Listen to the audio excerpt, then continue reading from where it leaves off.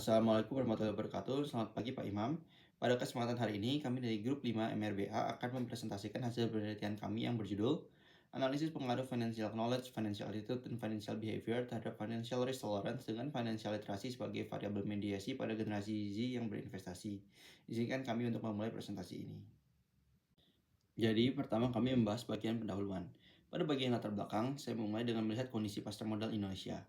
Saat ini terdapat sekitar 19 juta investor, dan lebih dari 54% diantaranya merupakan investor muda di bawah usia 30 tahun. Hal ini menunjukkan bahwa generasi muda termasuk Gen Z semakin aktif dalam aktivitas investasi. Namun, apabila kita melihat indeks literasi keuangan nasional, angkanya masih berada di 66,46%. Artinya, masih banyak peluang peningkatan pemahaman keuangan, terutama pada Gen Z yang kini menjadi kelompok paling dominan dalam dunia investasi digital.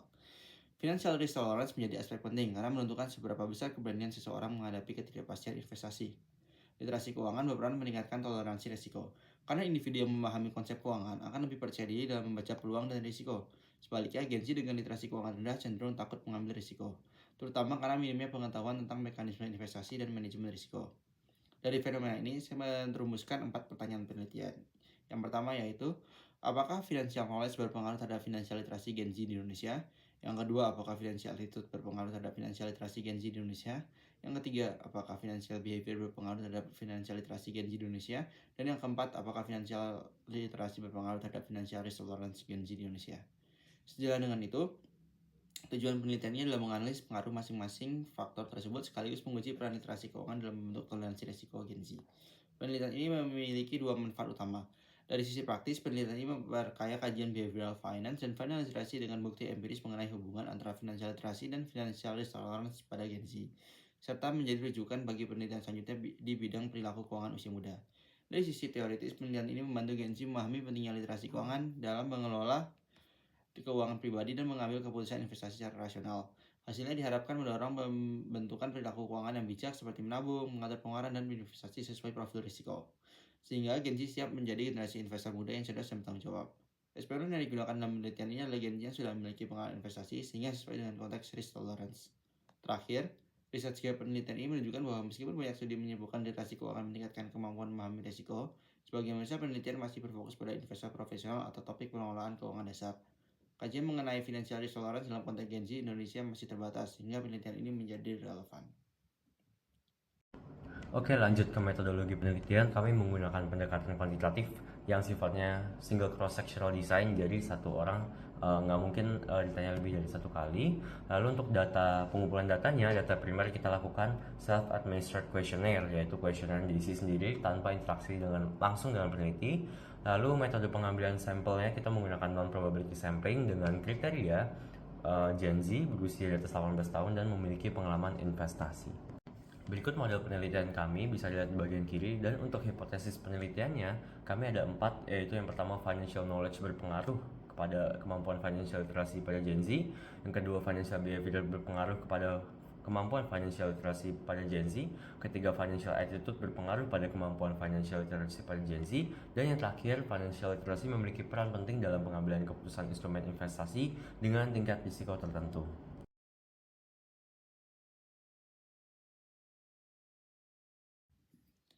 Selanjutnya adalah profil responden. Kita beralih ke analisis profil demografi dari 166 responden generasi Z yang berpartisipasi dalam penelitian ini. Yang pertama, profil usia. Berdasarkan kriteria Gen Z yang kita tetapkan, usia maksimumnya yaitu 28 tahun, sesuai dengan kriteria Gen Z. Kita melihat bahwa responden kita terpusat pada usia yang sangat produktif, yaitu 22,89% responden berusia 21 tahun, menjadikannya kelompok usia terbesar. Secara kumulatif, 55,42% dari responden kita dia berusia di antara 20 hingga 22 tahun. Ini menegaskan bahwa sampel kita benar-benar mencerminkan populasi Gen Z yang baru mulai aktif dalam dunia investasi. Selanjutnya, untuk profil jenis kelamin dan pendidikan. Dari sisi jenis kelamin, kita memiliki dominasi responden perempuan sebesar 59,64%, sementara dari pendidikan, di mana kita melihat pendidikan terakhir atau yang sedang ditempuh, sebesar 63,25% dari responden kita sedang menempuh atau telah menyelesaikan pendidikan sarjana, menunjukkan tingkat literasi dan akses informasi yang tinggi dalam sampel ini. Selanjutnya adalah profil rata-rata pengeluaran bulanan pribadi. Dalam hal rata-rata pengeluaran bulanan pribadi, mayoritas responden sebesar 63,86% berada di antara 1 juta hingga 5 juta per bulan. Akan tetapi secara spesifik, kelompok terbesar berada di rentang 3 juta hingga 5 juta, yaitu sebesar 30,72% dan 1 juta hingga 2 juta, yaitu sebesar 30,12%. Distribusi pengeluaran ini sangat relevan.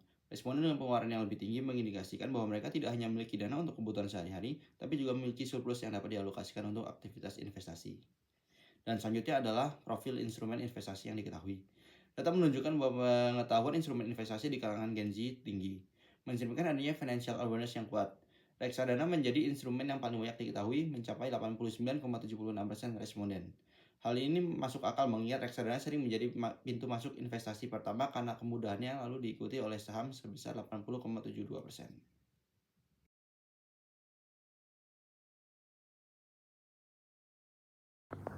Oke, pada bagian pertama yaitu untuk financial attitude, instrumen menunjukkan kualitas terbaik dengan KMO tinggi, Bartlett signifikan, dan seluruh item memiliki loading di atas 0,85 dan Cronbach alpha mencapai 0,93, yang dimana ini menandakan struktur faktor sangat kuat dan konsistensi internal yang sangat tinggi. Untuk bagian kedua yaitu pada financial behavior, yang dimana struktur faktor masih layak dengan KMO dan Bartlett yang memenuhi syarat. Loading item relatif stabil meskipun tidak setinggi konstruk sebelumnya, dengan nilai alfa sebesar 0,743, yang dimana menunjukkan reliabilitasnya yang cukup baik untuk konstruk perilaku. Dan yang ketiga untuk financial knowledge, dengan KMO tetap layak namun reliabilitas lebih rendah dengan alfa 0,679, yang dimana ini mengindikasikan bahwa pengetahuan finansial cenderung lebih variatif sebagai konstruk, sehingga konsistensi antar item tidak sekuat konstruk sikap atau perilaku.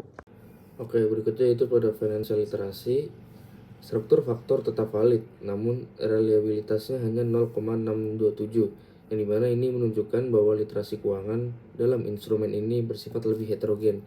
Item-itemnya tidak sekuat konstruk sebelumnya dalam membentuk satu faktor tunggal. Dan yang terakhir yaitu financial risk tolerance, yang dimana pada bagian ini memiliki performa yang cukup baik, KMO yang memadai, loading item yang kuat, dan alpha dengan nilai 0,770, yang dimana ini menunjukkan reliabilitasnya yang stabil. Dan ini bermaksud yang berarti toleransi risiko dapat diukur dengan cukup konsisten melalui 5 item yang ada. Oke, selanjutnya di sini adalah uji validitas dan reliabilitas pada main test. Untuk financial attitude di sini setelah jumlah responden lebih besar dan struktur data yang lebih stabil, barulah FA5 tuh menunjukkan pola masalah yang lebih konsisten, yaitu kontribusinya terhadap faktor itu melemah secara relatif, serta KMO dan komponen matriksnya itu membaik setelah FA5 dihapus. Nah, jadi pada titik itu buktinya udah kuat kalau misalkan keputusan take out FA5 itu menjadi valid, dan untuk reliabilitasnya sendiri di sini karena lebih dari 0,6 jadi reliable. Pada financial behavior di sini KMO sama komponen matriksnya itu udah valid karena lebih dari 0,5 kecuali FB2. Jadi kita take out FB2, lalu Bartlett's testnya itu karena kurang dari 0,5 jadi valid juga, dan untuk Cronbach alpha-nya itu lebih dari 0,6 jadi reliable.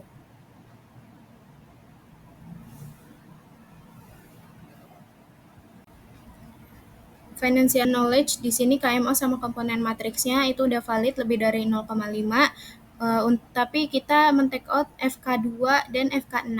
Lalu untuk Bartlett's testnya kurang dari 0,5 valid juga, dan untuk Cronbach alpha-nya itu lebih dari 0,6 jadi reliable.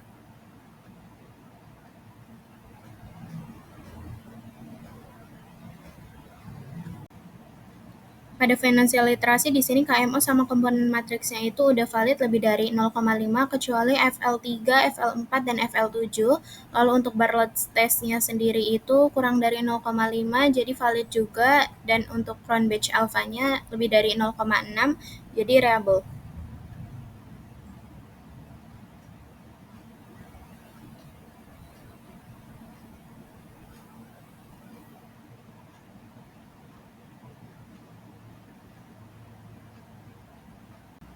Dan yang terakhir di sini untuk financial risk tolerance-nya itu KMO sama komponen matriksnya itu udah valid lebih dari 0,5 kecuali FRT3 dan FRT5. Lalu untuk Bartlett's testnya itu kurang dari 0,5 jadi valid, dan Cronbach alpha-nya itu lebih dari 0,6 jadi reliable.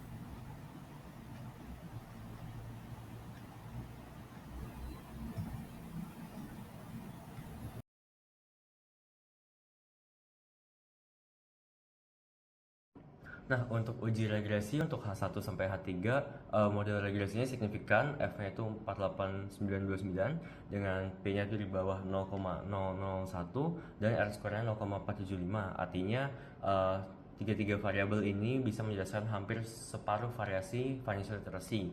Secara individual, financial behavior memiliki pengaruh yang paling kuat dan signifikan, lalu kemudian ada financial knowledge, yang terakhir baru financial attitude yang kurang signifikan sehingga tidak berkontribusi terhadap literasi. Nah, untuk H4-nya sendiri, literasi keuangan bisa dibilang secara signifikan mempengaruhi toleransi resiko dengan bisa dilihat koefisiennya positif dan signifikan yang menunjukkan bahwa semakin tinggi literasi maka semakin tinggi juga toleransi resiko dari seorang investor. Nah, setelah kita menganalisis dari data yang udah kita dapatkan sebelumnya, setidaknya tuh ada 3 poin utama yang dapat kita simpulkan dari penelitian kelompok kami. Yang pertama, ternyata action itu jauh lebih penting dibandingkan dengan teori. Data kita tuh membuktikan bahwa kebiasaan atau behavior kita sehari-hari itu menjadi prediktor yang lebih kuat dibandingkan dengan kemampuan yang dibandingkan dengan pengetahuan yang kita miliki. Jadi pintar di atas kertas itu tuh nggak menjamin literasi keuangannya bagus kalau praktiknya tuh nol. Yang kedua, modal yakin itu juga nggak cukup. Ini tuh menarik karena, punya sikap atau mindset positif semata-mata tuh nggak membuat kita tuh jadi kompeten. Semangat investasi itu bagus, tapi kalau nggak dibarengin dengan skill dan juga, perilaku nyata, kompetensinya tetap tidak akan terbentuk. Dan yang terakhir, Gen Z yang pintar itu adalah Gen Z yang tidak takut untuk mengambil risikonya, justru sebaliknya. Ada hubungan kuat antara literasi keuangan dengan keberanian.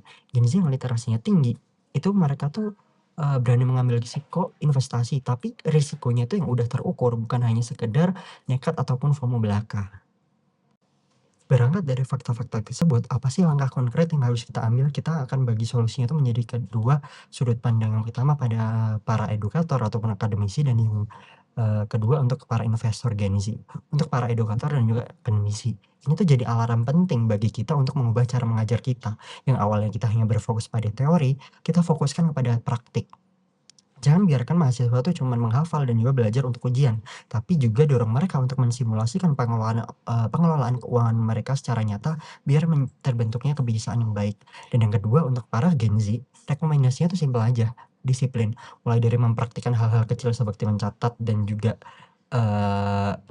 mencatat pengeluaran dan juga budgeting. Mungkin kayak sepele ya teman-teman, tapi data empiris ini membuktikan kalau, hal-hal dasar inilah yang paling efektif untuk mendongkrak kemampuan investasi kalian ke level yang lebih tinggi. Jadi sebagai penutup, menjadi cerdas secara finansial itu bukan menjadi perlombaan, siapa yang paling hafal teori ataupun rumus investasi, tapi tentang siapa yang paling konsisten untuk membangun kebiasaan yang baik. Teori itu cuma peta, tapi perilaku atau behavior kita lah yang menjadi langkah kakinya.